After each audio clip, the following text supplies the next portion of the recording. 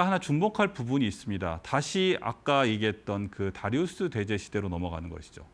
만약에 다리우스 대제가 만들었던 그 수에즈 운하가 다시 개통된다면 어떤 일이 벌어질까? 어떤 일이 벌어질까요? 이 부분에 대해서 우리가 생각해 볼 필요가 있죠. 그렇게 되면은 동양에서 항해하는 배가 희망봉, 아프리카 남단의 희망봉을 거치지 않고 곧바로 지중해로 들어가게 됩니다. 그렇게 되면은 엄청나게 많은 그 항해 길이가 감소가 되죠. 그죠? 그래서 이러한 이점이 있어요. 물론 그것은 수에즈 운하가 존재한다는 그러한 가정하에서죠.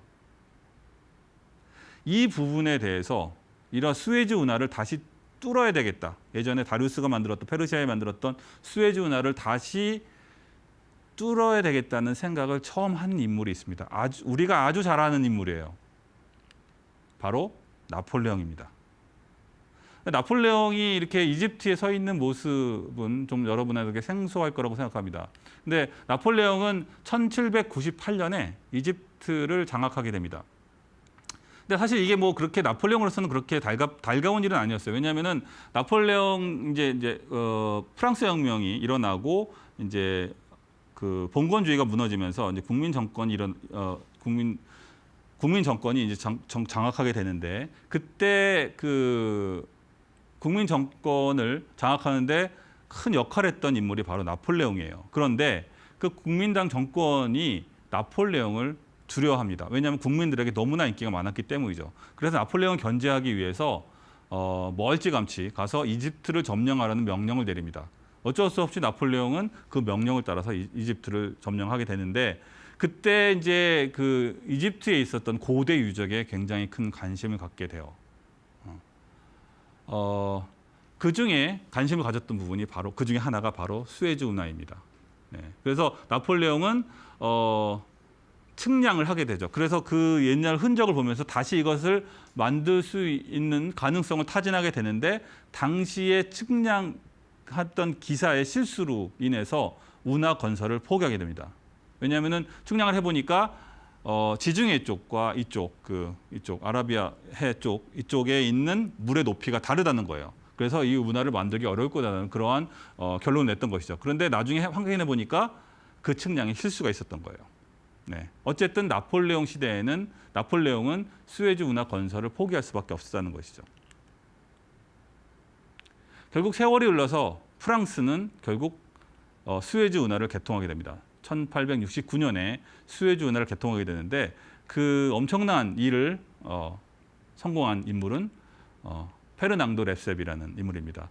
이 사람은 뭐 건축 기술자라고도 부를 수 있고 외교관이라고 부를 수 있어요. 왜냐하면은 다른 나라, 멀리 떨어져 있는 나라에 이런 역사를 하기 위해서는 외교적으로 굉장히 중요한 일들이 많았기 때문이죠. 단순한 일은 아니었. 단순히 공사를 잘한다고 될 수 있는 일은 아니었던 것이죠. 그래서 그 수에즈 운하는 10년 동안의 난공사를 거쳐서 완공이 됩니다. 그리고 사실 공사도 어려웠지만 더욱 힘들었던 것은 외교적인 부분이었어요. 왜냐하면은 라이벌이었던 영국이 프랑스가 수에즈 운하를 개통하는 과정에 사사건건 방해를 놓게 됩니다. 그래서 이러한 렙셉은 이러한 어려움을 뚫고 10년 만에 수에즈 운하를 개통하게 되는데 개통하고 나서 처음에는 인기가 없었지만은 점점 수에즈 운하의 역할이 중요해지게 되죠. 네. 그래서 수에즈 운하는 물류의 혁명이 이제 일어나게 되는데 아이러니컬하게도 이 수에즈 운하 물류 혁명에 가장 큰 기여를 한 국가가 바로 영국이에요. 다시 말하면 이 수에즈 운하의 최대 고객이 바로 영국이었던 것이죠. 본인들도 생각하지 못했던 거예요. 왜냐하면 당시 영국의 식민지였던 인도로부터 오는 물자를 수송하는 데 있어서 수에즈 운하가 너무 좋은 거예요. 네, 그렇게 해서 이렇게 좋은 수에즈 운하를 그냥 손님으로서 돈을 내고 사용료를 내고 하는 것보다 우리가 이 수에즈 운하의 운영권을 장악해야 됐다 이런 생각을 하게 됩니다. 그래서 당시 이집트 정부가 그 금융 위기에 빠져 있을 때 이집트 정부로부터 수에즈 운하 운영권을 인수하게 됩니다. 네, 그래서 그때부터 수에즈 운하는 프랑스와 영국이 공동 관리하게 되죠. 그런데 그 이후에 영국이 중동에서 더욱더 중요한 역할을 하게 됩니다. 그 계기는 바로 중동 이란 지역이죠. 술레이만 지역에서 최초로 석유를 발견한 것이죠. 어쨌든 중요한 것은 1908년에 영국이 석유를 중동에서 발견했다 이것이죠. 그래서 그렇기 때문에 중동에서 발견된 석유를 본국 유럽으로 가져오기 위해서 이 수에즈 운하 역할이 더욱더 중요해지게 됩니다. 그죠? 만약에 수에즈 운하가 없었다면은 중동에서 캐낸 이란에서 캐낸 발굴한 석유는 육로를 통하거나 아니면 저쪽 아프리카로 운송을 했어야 돼요. 그런데 수에즈 운하가 이제 완성됐기 때문에 아라비아 반도를 따라서 수에즈 운하를 통하면은 금방 쉽게 더 빠르고 안전하게 석유를 수송할 수가 있었죠. 그래서 영국의 입장에서는 수에즈의 역할이 더욱더 전략적인 가치가 더욱더 중요해지게 됩니다.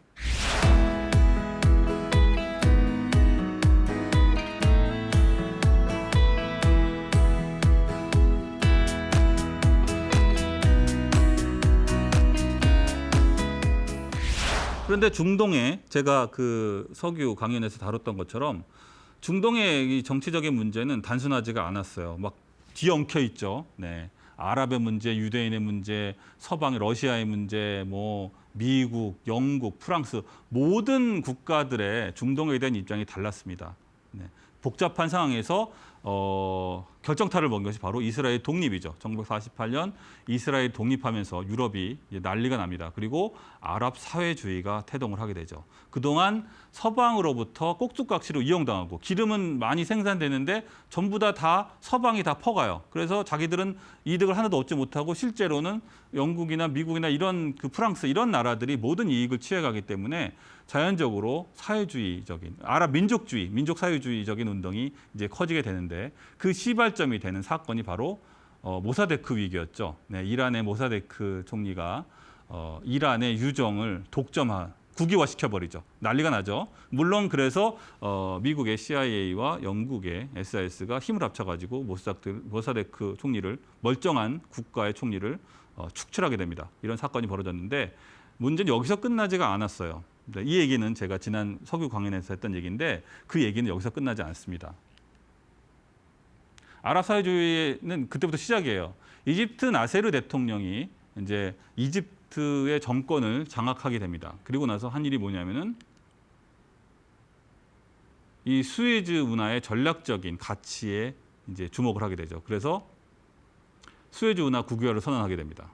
이게 아까 모사데크 총리가 이란 석유 유정을 독점한 것과 똑같은 방식으로 나세르 대통령은 수에즈 운하를 국유화시켜요. 그리고 선언하는 거죠. 네, 물론 그렇게 되면은 그동안 수에즈 운하를 운영권을 장악하고 있던 영국과 프랑스는 가만히 있질 않았겠죠. 네. 그래서 이렇게 해서 생긴 위기가 바로 이제 2차 중동전입니다. 수에즈 위기라고 말하는 전쟁인데 한국에서는 많이 알려져 있지는 않아요. 2차 중동전. 왜냐하면 3차 중동전이 6.1 전쟁이라서 많이 알려져 있고 4차 중동전은 석유 위기를 불러왔기 때문에 또 알려져 있죠. 상대적으로 2차 중동전은 많이 알려져 있지는 않은데 2차 중동전의 시작과 끝은 수에즈 운하입니다. 수에즈 운하. 네. 그래서 그 나세르 대통령이 수에즈 운하를 국유화하니까 이스라엘과 영국과 프랑스가 셋이 이제 작당을 합니다. 네, 연합을 형성을 하죠. 그래서 세 나라가 동시에 시나이 반도를 공격을 합니다. 그래서 삼국 동맹 전쟁이라고도 불러요. 네, 이스라엘, 영국, 프랑스가 그래서 이스라엘은 자신들이 원하는 시나이 반도를 장악을 해요. 물론 뒤에 물러나긴 하지만 그리고 영국과 프랑스는 자기들이 원하던 수에즈 운하를 점령하게 됩니다. 그래서 일단 중동전이 시작되고 나서 이스라엘은 자신들이 원하는 시나이 반도 그리고 영국과 프랑스는 수에즈 운하를 점령하는 이러한 자기들이 원하는 거 다 얻었어요. 하지만 문제는 엄청난 후폭풍을 이제 일어나게 됩니다. 그래서 미국과 소련이 외교적인 압박을 하게 됩니다. 왜냐하면 잘못하면은 미국과 소련이 전쟁을 하게 생겼거든. 근데 그 당시에 1950년대 미국이 만약 60년대 전쟁을 하게 되면 그것은 핵전쟁을 의미하는 거예요. 그래서 이런 부분에 대해서 미국과 소련이 손을 잡고 영국과 프랑스를 압박을 합니다. 빨리 철수하라고. 네. 그래서 결국은 영국과 프랑스가 그 압박에 결국은 굴복을 합니다. 그래서 이때 영국과 프랑스가 수에즈 운항권을 빼앗기게 돼요.